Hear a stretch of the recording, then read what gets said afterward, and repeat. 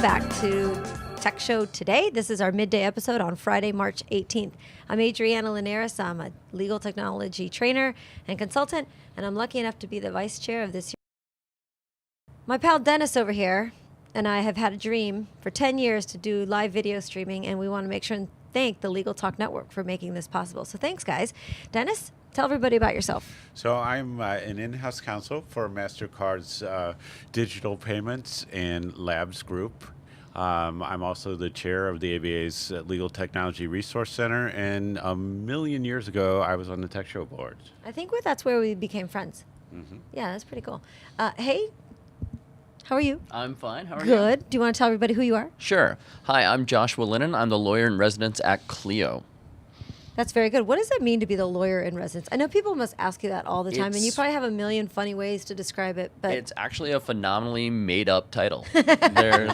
So when I joined Clio, they were a great organization, but they didn't have any lawyers working for them, even though they serviced about 80,000 law firms back then. We're up to like 160,000 now. And so they brought me in to kind of be a sample customer, like an in-house attorney, but not in the way that Dennis is, but more like how do attorneys think? Are we using the right messaging? Is this feature set up the same way? And the role has just evolved constantly over time to where I work with Clio's product team on features and making sure that we give it that little special twist that lawyers need to make it the right tool for them. I work with our support team to make sure that we're adequately addressing the concerns and needs of our customers. I work with our sales team on translating the special speak that lawyers have, so that way we can see if we're actually a good fit for them or if we might want to recommend a different product. So the role just continues to grow as Clio grows. It's been quite an adventure. 4 years now. It's pretty awesome. Yeah. You guys Have do you a great found a job. way to explain to lawyers what the cloud means yet? Yes, actually I do. So the National Institute of Standards and Technology defines the cloud as distributed ubiquitous computing over continuous internet connections. Okay, and then they all look at you and, And- say, and and can you lawyers- explain What? that? Yeah. Lawyers say, "Oh, thank God, you finally told us. I finally get We it." got it figured out. And so what that really means is it used to be you would have one device, and on that device would live your programs and your data, like your documents, your PDFs, and things like that. And what we've done is we've taken the hard drive from that one device and put it on the other side of the internet. So that hard drive still exists, but it's out on the internet now. And that means then that rather than being able to access that information on one device, I can now use the internet to access that same series of programs and documents and data across any device, so long as I log in securely. And that's the cloud. It's just moving your hard drive to the other side of the internet. And it seems like you all, and tell me who are the members of the LCCA. Tell us about the LCCA Okay. and who the members are, and sort of the notion that created this organization, because I think it's Certainly. amazing and great. So the LCCA was founded a couple years ago, back when the cloud was really just starting to become an option for a lot of law firms and solo attorneys out there. And so there wasn't a lot of guidance. It was actually quite a unique moment because, again, we're taking that information that normally resides in a law firm and we're putting it someplace else.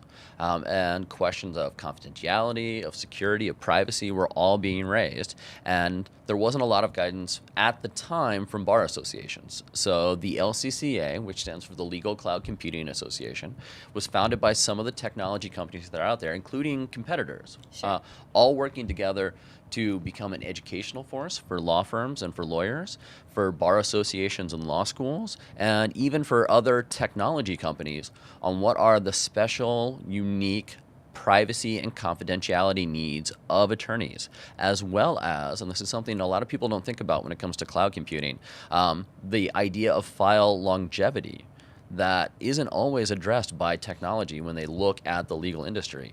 And so we started putting together guidance. It was utilized by a lot of bar associations and law firms in creating their standard of reasonable security. We saw ethics opinions now come out of close to 20 states. And so now the LCCA has come back and said, now that we kind of have an industry standard. There's a movement. Yep, there's a movement, an industry standard that law firms should be seeking a reasonable expectation of privacy when it comes to choosing a technology. What really is a reasonable expectation of privacy?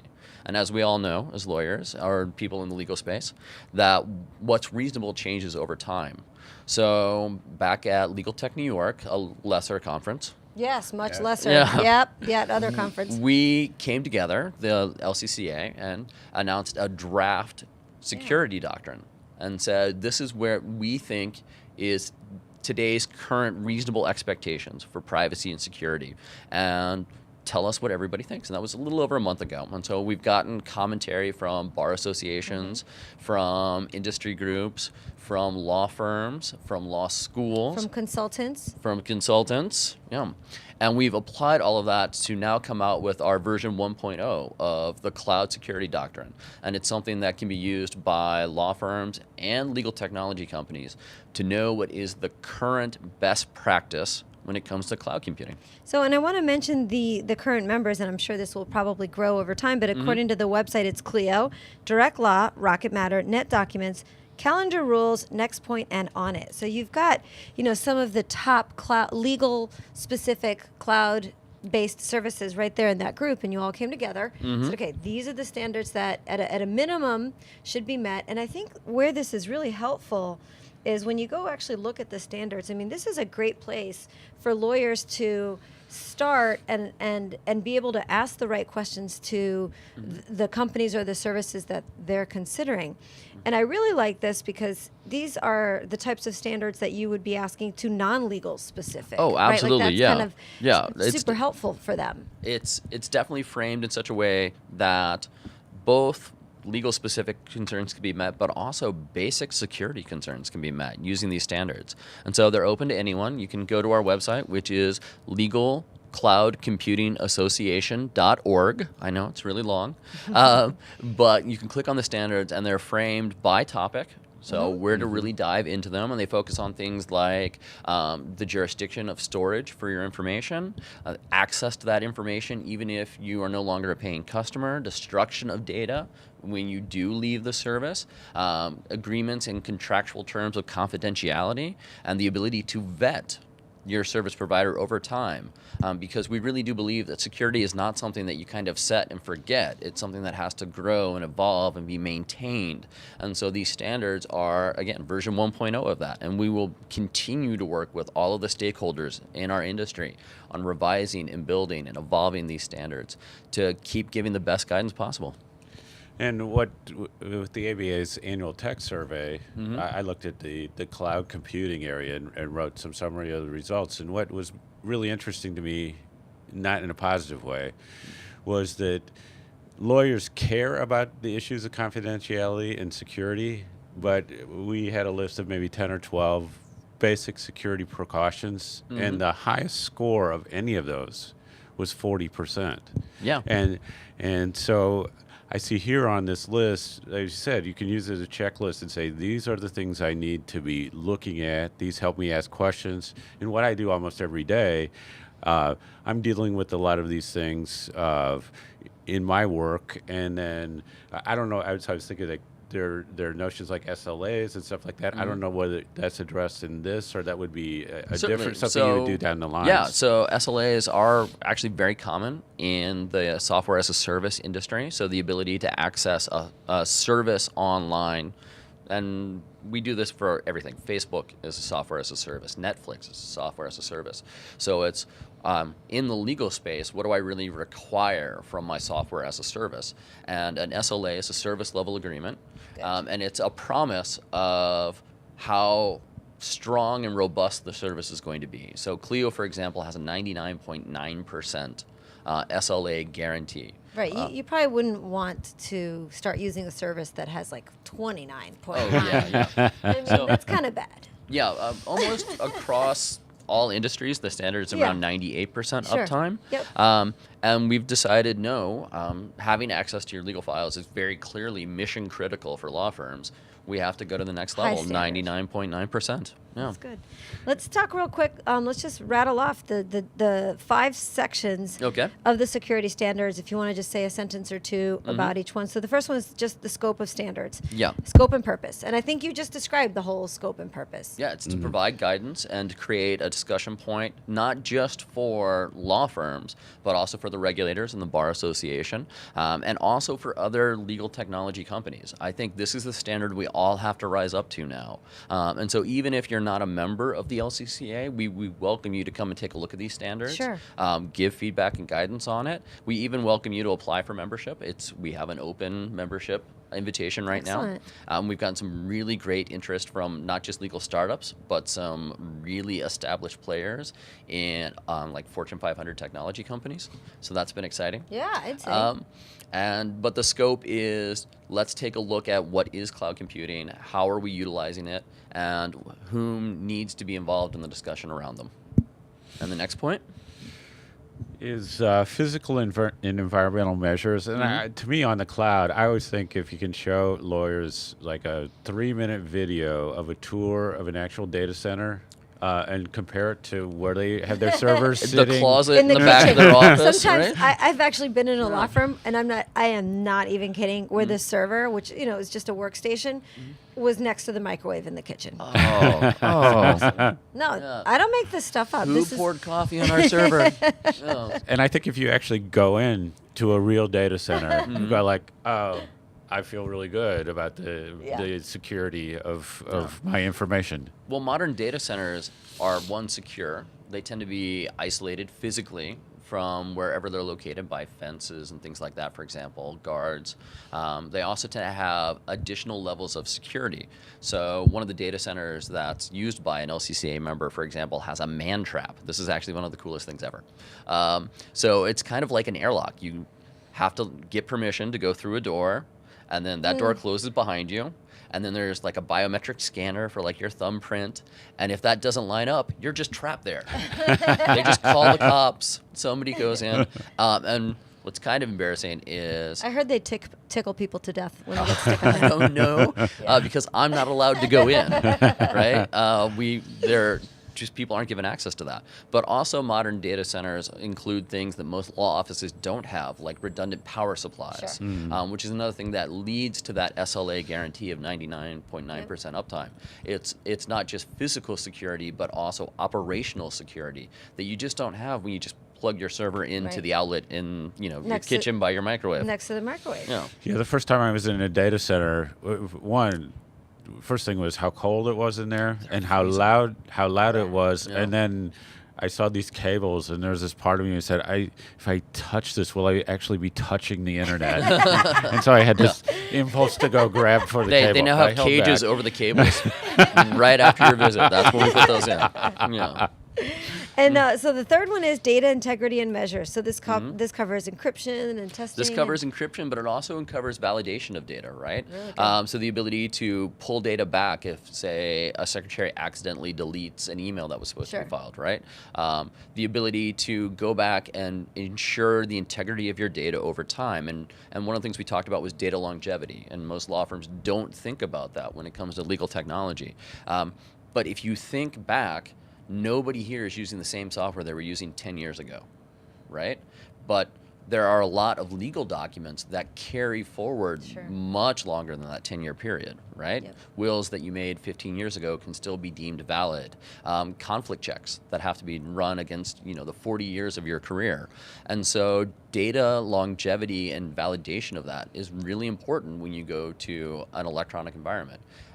Paper lasts. That's the one big benefit about paper. So how do we make electronic data last as long as paper? And that's one of the things we talk about as part of these standards. That's great. Mm-hmm. Users and access control. Yes. And I think that the cloud model does give you a lot more control, and you can enforce passwords in much better ways. Less stuff leaks out, it seemed to me. So when used correctly, right? We do know the biggest weakness in, quite frankly, digital data, whether it's on the cloud or in your office, is user error. Sure, of course. And so you can actually design and utilize systems that prevent a lot of user error out there right now. things like strong passwords, validation tools of identity, like two-factor authentication. Knowing who logged in, when, and how long they were Right. logged in, and where did they log in right? from. Right. Yeah. One of the neat things that I'm just going to use a Clio example that Clio does is we have an app that lives on your phone, right?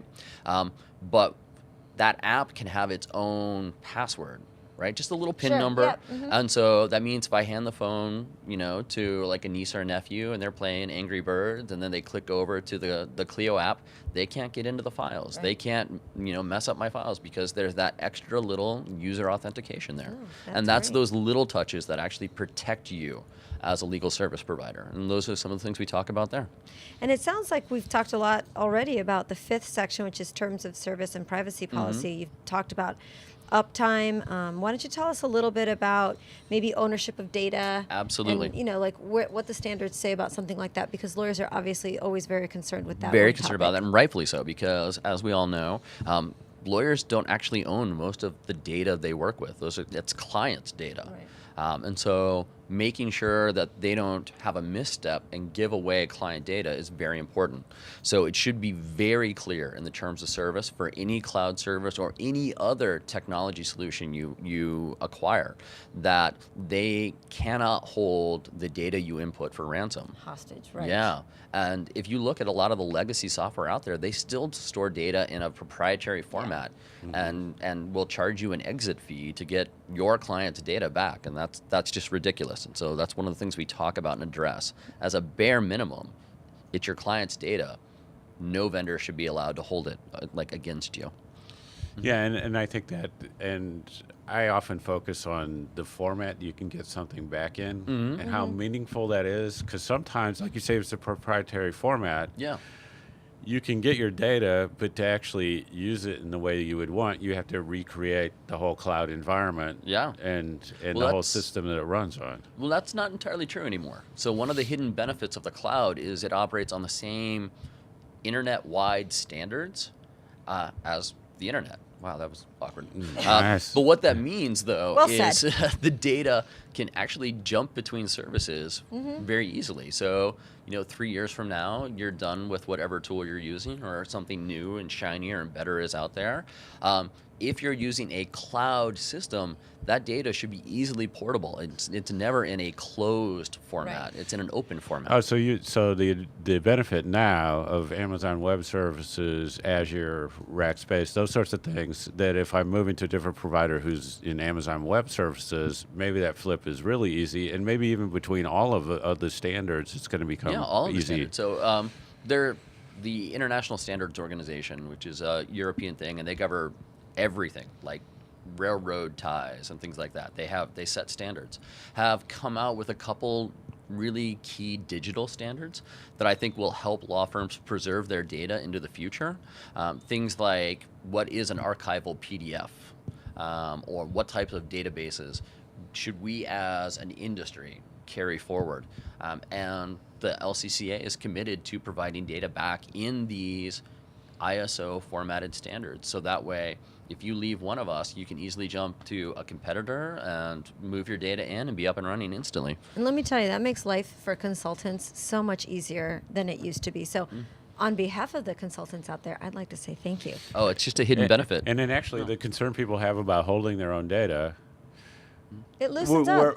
because you can take it we're in a out. better space because all the data that you've wanted to keep off the cloud because you had it on floppy disks or whatever is actually inaccessible to you now. Yeah, who But has the floppy fact that disk it's- anymore? that it's Yeah. out there on the web is actually a better thing. In a non-proprietary format, and Right. that's just such a relief to a lot of people.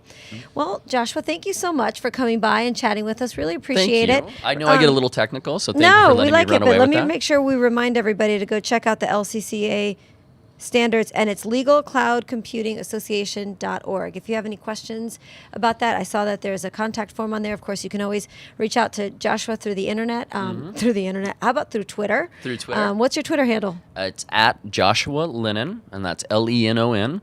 And I'm pretty active on Twitter. It's my Yeah. social media poison. Yeah, So all of us. Yeah. Well, thanks so much for stopping by. Thank you, Appreciate Adriana. it. Thank you, Dennis. Hey, Adriana, you want to talk about Beer for Bloggers Sure, and yeah, mention it Taste real of Tech quick. Show and Yeah. remind people to do that tonight? Tonight's our Taste of Tech Show dinners. I think there's still some space left. If you're interested, stop by the concierge booth and sign up. And Beer for Bloggers, Bloggers. is at 5. 5 in Kitty O'Shea's. Yep. that Actually, right? I think it's just in the lobby of the Hilton. Oh, yeah. okay, in the lobby bar. Yeah, Great. in the lobby bar, and always a great time. The unnamed bar. The unnamed it does not have a name. The no name bar. The no name saloon. Thanks, everybody. We'll hope to see you there. Have a great tech show.